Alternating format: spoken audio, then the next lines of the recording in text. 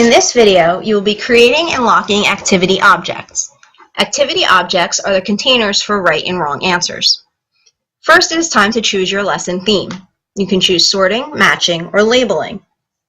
As you can see, I'm using the same file in which I have created my demo lessons. Throughout this series of videos, I will be recreating these 3 lessons. You can either recreate them along with me, or you can use the information I provide to guide you in the creation of your own lesson. There are several different ways to enter activity box objects. The activity objects can be text, drawing, or pictures, although it is really not recommended to use text as an activity object. Drawings can be shapes or the pen tool. Pictures can come from the gallery, from your computer, or from the internet. Just a note of a reminder, if you're downloading pictures from the internet, make sure they're not copyrighted and that you have the rights to use them. All the pictures in my examples are public domain images. Now, in this first lesson, the activity objects are the squares. In the second lesson, the activity objects are these 2 boxes. And in the third lesson, the activity objects are the rectangles. We'll start with recreating the first lesson. I'll go up to this blank page, and I need to create some squares. So I'll click on the Shapes tool, click on the squares, and I'll draw a square. Now, for the sake of uniformity, I'm going to copy and paste. So I'll click on the Pointer tool, select the square, click on Copy, and Paste. This way they're all the same size. On the original lesson, I have 10 squares, but for now I'm just going to put in 5. Now also, you'll notice that on the original lesson, I have circles inside of these squares, and these are the circles that I want the students to count. Those circles are simply the letter O, so I can insert them by clicking on the text button.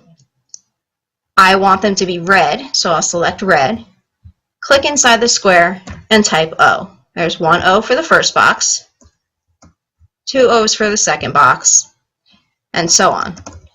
Now, if I click on my pointer tool, I can select the O and move it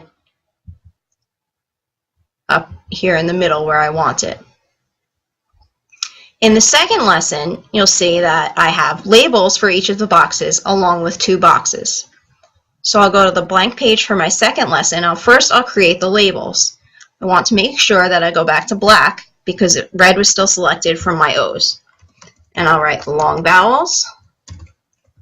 And then over here, I'll type short vowels.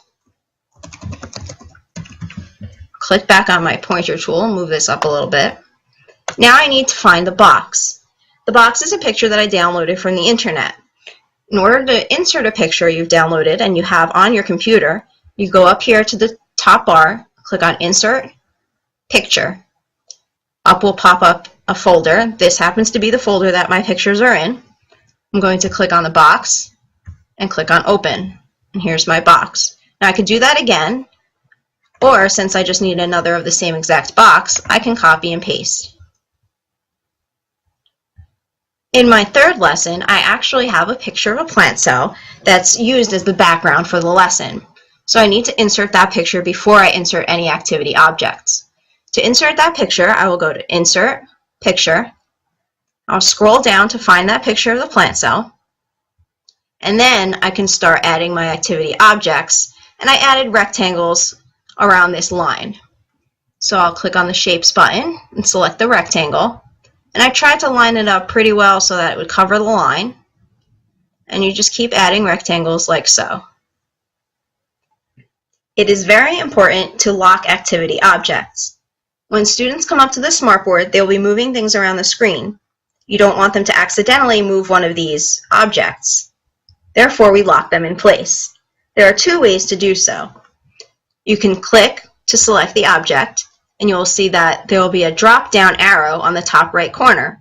If you click on that arrow, go down to Lock, and click on Lock in Place, it will move. You won't be able to move it. When you click on it, you'll see this little lock up here. Also, you could select it, right-click, and go down to Lock, and Lock in Place. Even though these circles are not part of our activity object, we don't want them to be able to be moved. So we will also lock these circles.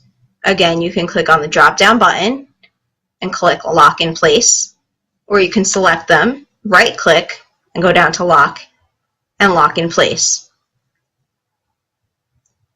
In this section, we don't want them to be able to move the labels, so we'll also lock these, as well as, you can right-click here, lock the activity objects. In the third lesson, you don't want them to be able to move the background either, so we're going to lock that, lock in place, as well as lock these rectangles.